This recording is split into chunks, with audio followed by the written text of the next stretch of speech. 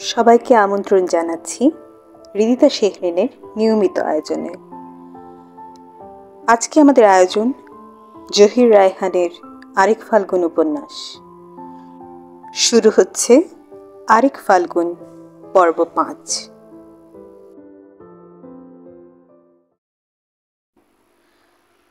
পরদিন বিশ্ববিদ্যালয়ের ভেতরের গেটে যেখানে নোটিশ বোর্ডগুলো টাঙানো ছিল তার পাশে সাঁটানো লাল কালিতে লেখা একটি দেয়াল পত্রিকার উপর দল বেঁধে ঝুঁকে পড়ল ছেলেমেয়েরা। কারো পরনে গ্যাবার্ডিনের প্যান্ট, গায়ে হাওয়াই শার্ট, কারো পরনে শাড়ি, কারো সালোয়ার। দেয়াল পত্রিকাটা পড়ছিল আর গম গম স্বরে কথা বলছিল ওরা। নীলা আর বেনু অদূরেই দাঁড়িয়ে। সারা রাত জেগে ওই দেয়াল পত্রিকাগুলো ওরাই লিখেছে। কাল রাতে কেউ ঘুমায়নি।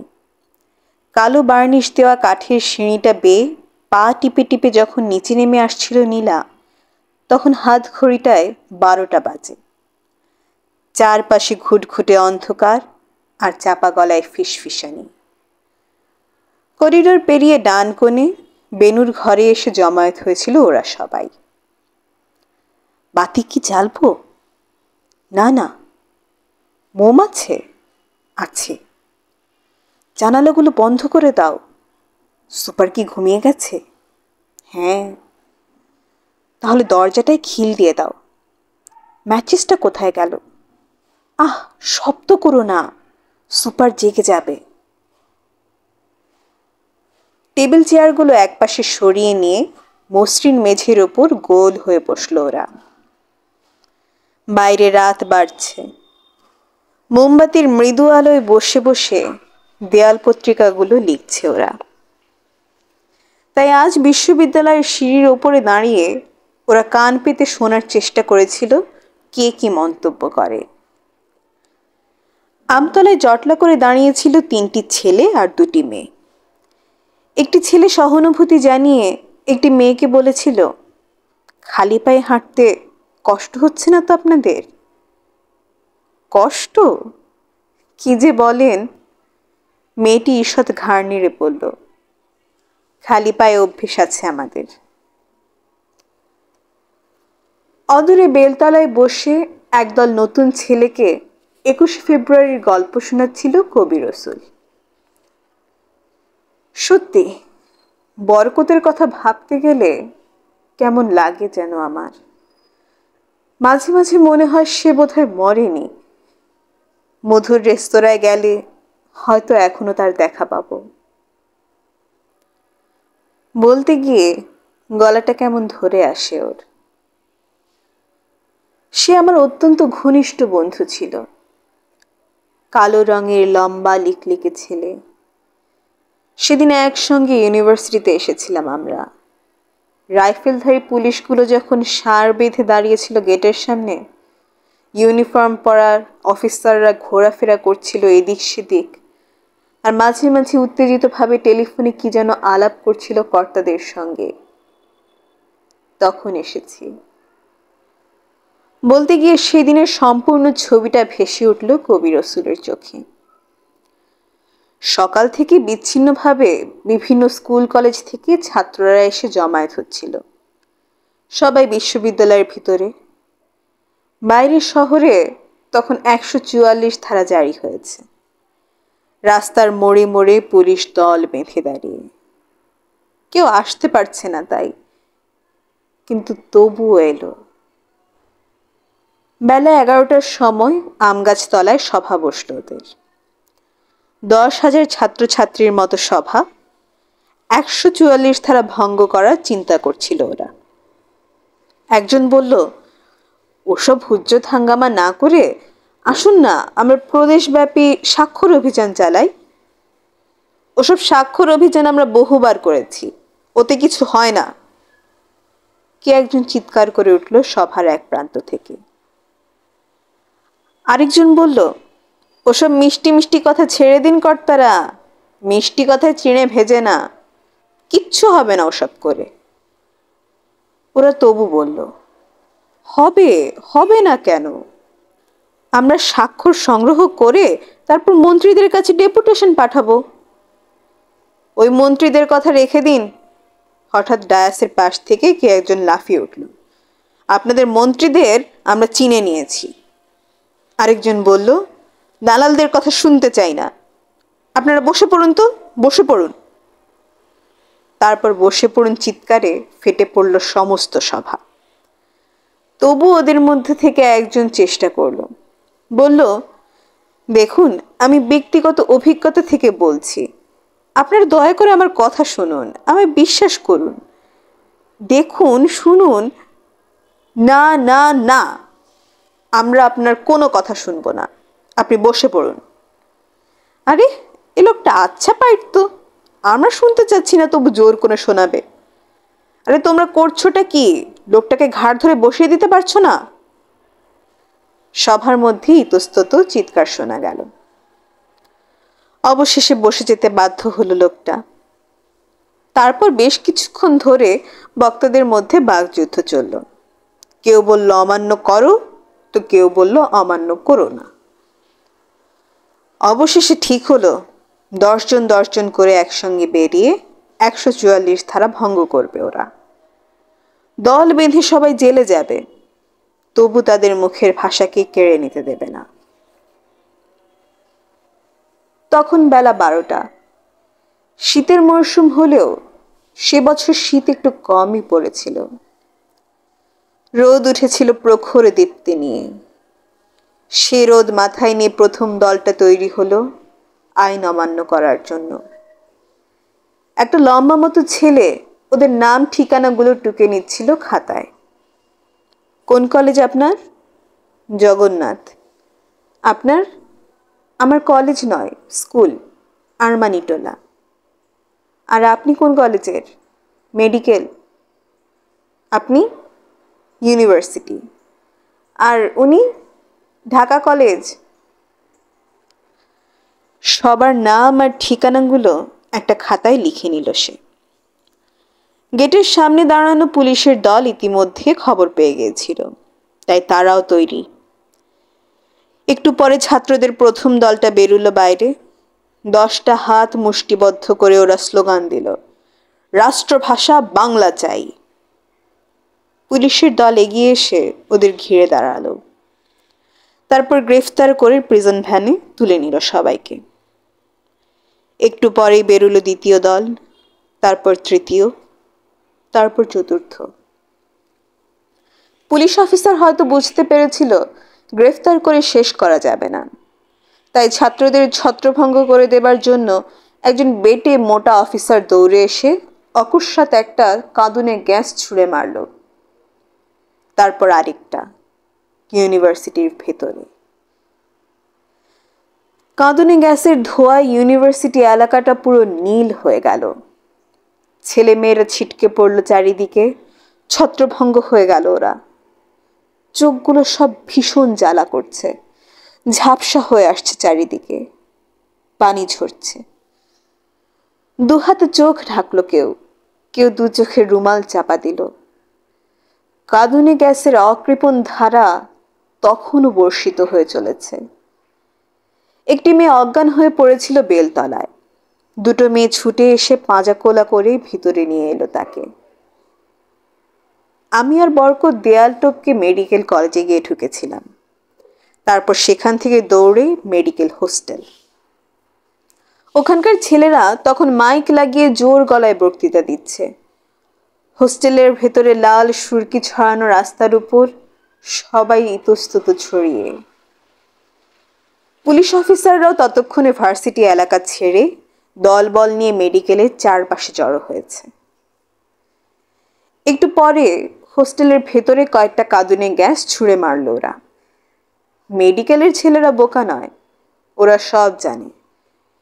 কাঁদুনেগুলো ফাটবার আগেই সেগুলো তুলে নিয়ে পরক্ষণে পুলিশের দিকে ছুঁড়ে মারল ওরা। রাস্তার ওপাশে কতগুলো ছোট ছোট রেস্তোরাঁ আর হোটেল ছিল। পুলিশের কর্তারা তার পেছনে গিয়ে কিছুক্ষণের জন্য আশ্রয় নিল। মেডিকেলের পশ্চিম পাশ দিয়ে যে রাস্তাটা অ্যাসেম্বলি হাউস ছুঁয়ে রেসকোর্সের দিকে গেছে, সে রাস্তার মোড়ে জিপ গাড়ি সহ জনৈক এমএলএকে তখন ঘিরে দাঁড়িয়েছে একদল ছেলে। বেচারা এমএলএ তাদের হাতে পড়ে জলে ভেজা কাকের মতো ঠকঠক করে কাঁপছে আর অসহায়ভাবে তাকাচ্ছে এদিক সেদিক। আশেপাশে যদি একটা পুলিশও থাকে। ছেলেরা জিপ থেকে টেনে নামালো তাকে। একটা ছেলে তার পাঞ্জাবির পকেটে হাত ঢুকিয়ে হ্যাঁচকা টানে ছিঁড়ে ফেললো পকেটটা। আরেকটা ছেলে চিলের মতো ছোঁ মেরে তার মাথা থেকে টুপিটা তুলে রাস্তায় ফেলে দিল। লোকটা মনের ক্ষোভ মনেই রেখে বের করে বলল, আহা, করছেন কি? আমি আর বরকত মাইকের পাশে দাঁড়িয়েছিলাম। হঠাৎ বরকত বলল, দাঁড়াও তো, আমি একটু আসি বলে গেটের দিকে, যেখানে ছেলেরা জটলা বেঁধে তখনও স্লোগান দিচ্ছিল, সেদিকে এগিয়ে গেল সে। সূর্য তখন হেলে পড়ছে পশ্চিমে।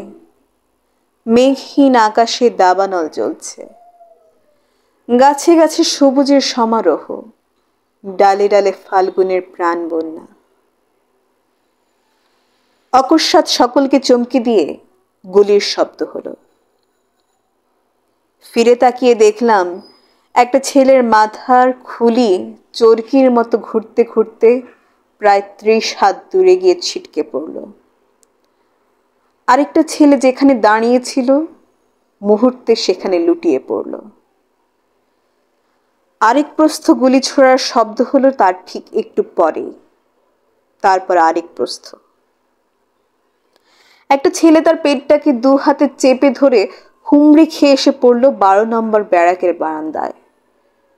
চোখ জোড়া তার ফ্যাকাশে, হতবিহ্বল। আরো 3টে ছেলে বুকে হেঁটে সে বারান্দার দিকে এগিয়ে গেল, কারো হাতে গুলি, কারো হাঁটুতে। বরকতের গুলি লেগেছিল উরুর গোড়ায়। রক্তে তার সাদা পাজামাটা লাল হয়ে গিয়েছিল। আমরা 4 জনে ধরাধরি করে ওকে হাসপাতালে নিয়ে গেলাম। পথে সে স্বাভাবিকভাবে বলেছিল, তোমরা ঘাবড়িও না, উরুর গোড়ায় গুলি লেগেছে তো, ও কিছু না, আমি ঠিক সেরে যাব। সে রাতেই অতিরিক্ত রক্তক্ষরণে মারা গিয়েছিল বরকত। অনেকক্ষণ পর কবির রাসূল থামল। কি এক গভীর বিষাদে ছেয়ে গেছে তার মুখ। একটু পরেই সেই বিষাদ দূর হয়ে গিয়ে পাথরের মতো কঠিন হয়ে গেল সেই মুখ। অ্যানাটমির ক্লাসটা শেষ হতে নার্সেস কোয়ার্টারে মালতীর সঙ্গে দেখা করতে গেল সালমা। মালতী তখন স্নান সেরে মাথায় চিরুনি বুলোচ্ছিল। তাকে আসতে দেখিয়ে মৃদু হেসে একখানা চেয়ার এগিয়ে দিয়ে বলল, বসো। সালমা বসল। মালতী বলল, ক্লাস থেকে এলে বুঝি? সালমা সায় দিল, হ্যাঁ, এই মাসের টাকাটা নিতে এলাম। মালতী বলল, বসো একটু, দিচ্ছি। চিরুনিটা নামিয়ে রেখে সুটকেসটা তুলে একটা 5 টাকার নোট বের করলো মালতী। তারপর নোটটা সালমার হাতে তুলে দিয়ে মালতী চাপা গলায় বলল, আজকে তোমরা রোজা রাখোনি? হ্যাঁ, রেখেছি। সবাই? হ্যাঁ, সবাই। তুমি রেখেছ? চিরুনিটা আবার তুলে নিয়ে বিছানায় এসে বসলো মালতী। আস্তে করে বলল, তোমরা তো তবু ভোর রাতে খেয়েছ। এখানে আমরা যে কজন রোজা রেখেছি ভোর রাতে খেতে পারিনি। জানো তো ভাই, চাকরি করি। রোজা রেখেছি শুনলে অমনি চাকরি নট হয়ে যাবে। বলতে গিয়ে ম্লান হাসল সে। তারপর বলল, রওশনের কোনো চিঠি পেয়েছ? পেয়েছি। কেমন আছে সে? ভালোই। আর তোমার দাদা? গ্যাস্ট্রিক আলসারে ভুগছে। এখন কোন জেলে যেন আছেন তিনি? রংপুর। একটু পর মালতীর কাছ থেকে বিদায় নিয়ে নার্স কোয়ার্টার থেকে বেরিয়ে এলো সালমা। মেডিকেলের গেটে ওর জন্য অপেক্ষা করছিল আসাদ। দূর থেকে ওকে দেখল সে। একদিনের মেলামেশায় ওর সঙ্গে থেকে অনেক কিছু জানতে পেরেছে সালমা। জেনেছে ঘরে মা নেই, বাবা আছেন। তিনি খুব একটা ভালো চোখে দেখেন না তাকে। রাজনীতি করা নিয়ে তো সব সময় গালাগালি। একবার তাকে সাজা দেবার জন্য ইউনিভার্সিটির খরচপত্র পর্যন্ত বন্ধ করে দিয়েছিলেন। একদিনে তার কাছে অনেক কিছু জানতে পেরেছে সালমা। ছেলেটি জানে শোনে বেশ। কাল ভোর রাতে ভাত খেতে বসে অনেকক্ষণ নানা বিষয় নিয়ে আলোচনা করেছিল সে। ওর কথা বলার ভঙ্গিটা অনেকটা রওশনের মতো, তবে বড় লাজুক। চোখ জোড়া সবসময় মাটির দিকে নামিয়ে রেখে কথা বলে। কাছাকাছি এসে সালমা বলল, আসতে একটু দেরি হয়ে গেল, কিছু মনে করবেন না। না না, মনে করার কি আছে, পরক্ষণে জবাব দিল আসাদ। সালমা বলল, সেই ইস্তেহারগুলো মনিম ভাইকে পৌঁছে দিয়েছেন তো? আসাদ জানালো, দিয়েছি। কিছুক্ষণ চুপ করে থেকে সালমা আবার বলল, কাল রাতে তো পেট ভরে ভাত খাননি, এখন খুব কষ্ট হচ্ছে নিশ্চয়ই? খাইনি কে বলল, পেট ভরেই তো খেয়েছি। শুধু শুধু আপনি। চোখ জোড়া তখনও মাটিতেই নামানো। ওর সাথে কথা বলতে গেলে হঠাৎ রওশনের মতো মনে হয়, বিশেষ করে ঠোঁট আর চিবুকের অংশটুকু। সালমা এক দৃষ্টিতে ওর দিকে তাকিয়েছিল। পকেট থেকে একটা কাগজের মোড়ক বের করে হাতে তুলে দিল আসাদ। নিন, যে জন্য এসেছি। এতে প্রায় গোটা 50 কালো ব্যাজ আছে। এতে হবে তো? হ্যাঁ হবে। সালমা ঘাড় নেড়ে সায় দিল। বেশ, তাহলে আপনার সঙ্গে আমার কাজ আপাতত শেষ। এখন চলি, রাতে আবার দেখা হবে। আচ্ছা, কালো পতাকার কি হলো? পেছন থেকে প্রশ্ন করলো সালমা। এখনো দর্জির দোকানে। রাতে আপনার সঙ্গে দেখা হচ্ছে তো, তখন পেয়ে যাবেন। বলে দ্রুত পায়ে বিশ্ববিদ্যালয়ের দিকে এগিয়ে গেল আসাদ। নীলা, বেনু আর ওদের সঙ্গে একটা অপরিচিতা মেয়েকে এগিয়ে আসতে দেখে ওদের জন্য দাঁড়ালো সালমা। কাছে এসে নীলা বলল, কি সালমা, কাল আমাদের হোস্টেলে যাবে বলেছিলে, কই গেলে না তো? চলো এখন এসো। সালমা বলল, যাবার ইচ্ছে ছিল, সময় করে উঠতে পারিনি। ওদের সঙ্গে পথ চলতে গিয়ে ওর নজরে পড়ল নীলা আর বেনুর পরনে দুটো কুচকুচে কালো শাড়ি। বাতাসে শাড়ির আঁচলগুলো পতাকার মতো পতপত করে উঠছে। বাহ, চমৎকার। নীলা অবাক হয়ে তাকালো। কি? ইশারায় দেখিয়ে সালমা জবাব দিল, তোমাদের শাড়ি। ও হ্যাঁ। নীলা মৃদু হাসল। কালো ব্যাজ পরা বায়ান করেছে, তাই আমরা কালো শাড়ি পরেছি। এবার দেখি ওরা আমাদের শাড়ি পরাও ব্যান করতে পারি কিনা। বেনু এতক্ষণ চুপ করে কি যেন ভাবছিল। হঠাৎ বলল, আসাদ সাহেবকে আপনি কতদিন থেকে চেনেন? সালমা ঠিক এ ধরনের প্রশ্নের জন্য তৈরি ছিল না। ইতস্তত করে বলল, মাত্র 24 ঘন্টা, তাও পুরো হয়নি। কেন বলুন তো? না, এমনি। বেনু দৃষ্টিটা অন্যদিকে সরিয়ে নিয়ে বলল, আপনার সঙ্গে দেখলাম কি না, তাই। কথা বলতে বলতে চামিরি হাউসের কাছে এসে পৌঁছল ওরা। দূর থেকে দেখল গেটের সামনে একটা ঘোড়ার গাড়ি দাঁড়িয়ে। সালমা বলল, কেউ এলো বোধ হয়। বেনু জানালো, গতকাল অনেকে চলে গেছে হোস্টেল ছেড়ে। কারা যেন রটিয়ে দিয়েছে 21 রাতে পুলিশ হোস্টেলে হামলা করবে, সেই খবর শুনে। সালমা অবাক হলো, তাই নাকি? দুটো সুটকেস আর একটা বেডিং এনে তোলা হলো ছাদের ওপর। যে মেয়েটা চলে যাচ্ছিল তার দিকে এগিয়ে এসে নীলা বলল, তুইও চললি বিলকিস? মেয়েটার মুখখানা ফ্যাকাশে হয়ে গেল। চোখ তুলে ওদের দিকে তাকাতে পারল না সে।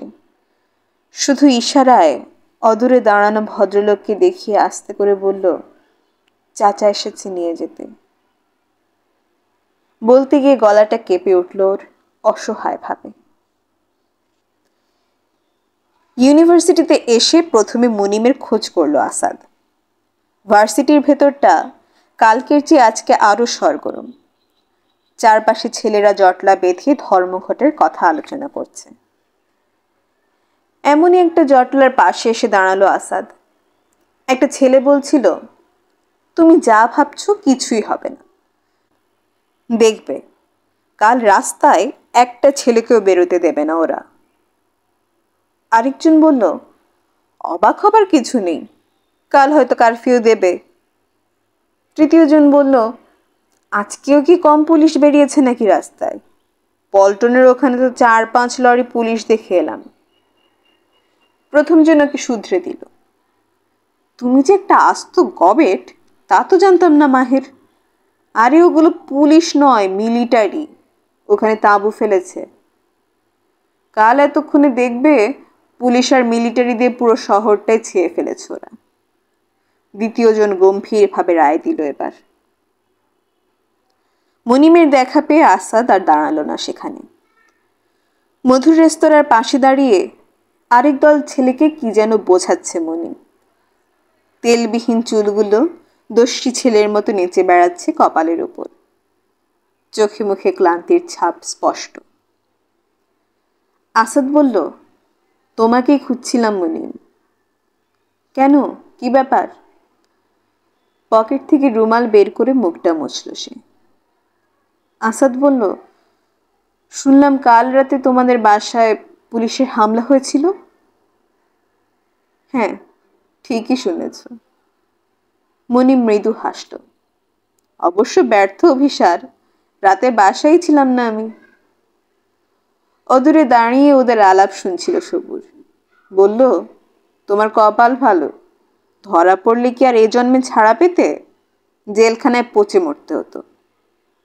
রাতে কোথায় ছিলে? বাইরে, অন্য এক বাসায় ছিলাম।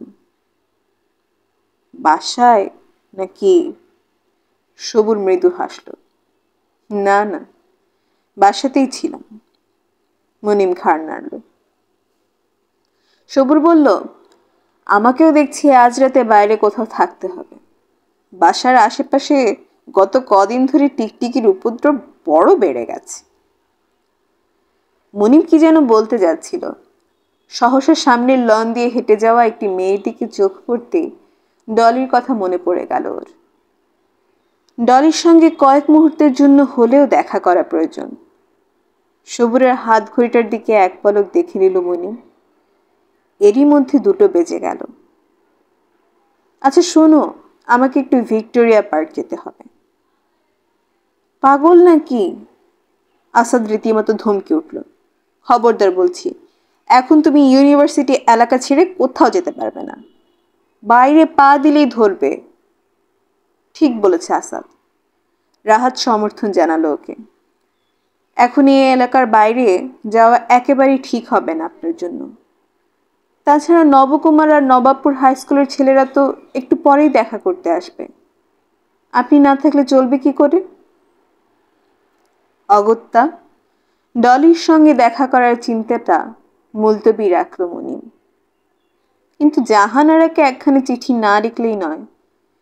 রাহাতের হাত থেকে খাতাটা আর আসাদের পকেট থেকে কলমটা টেনে নিয়ে মধুর রেস্তোরাঁর এক কোণে বসে চিঠি লিখতে বসল মুনিম। গতকাল রাতে আমাদের বাসা সার্চ হয়েছে। খবরটা হয়তো ইতিমধ্যে পেয়েছ। এখন থেকে কিছুদিনের জন্য বাসায় যাওয়া আমার পক্ষে সম্ভব হবে না। শুনলাম মা খুব কান্নাকাটি করছেন। মাকে সবকিছু বুঝিয়ে সান্ত্বনা দেবার ভার তোমার উপর রইল। আশা করি এই চিঠি পেয়ে তুমি একবার মায়ের সঙ্গে দেখা করবে আজ রাতে। আর তোমাদের ওখানে যাব না, হোস্টেলেই থাকব। এখানে এসে চিঠিটা শেষ করলো মুনি, কিন্তু কি ভেবে পুনশ্চ দিয়ে আবার লিখল, কাল রাতে ডলির খবর জানতে চেয়েছিলে। ডলি ভালো আছে। চিঠিখানা একটা ছেলের মারফত জাহানারার কাছে পাঠিয়ে দিয়ে দু হাতে মুখ গুজে কিছুক্ষণ চুপচাপ বসে রইল মুনিম। মধুর রেস্তোরাঁয় এখন ভিড় অনেকটা কমে গেছে। কিছু ছেলেই শুধু এদিকে সেদিকে বসে।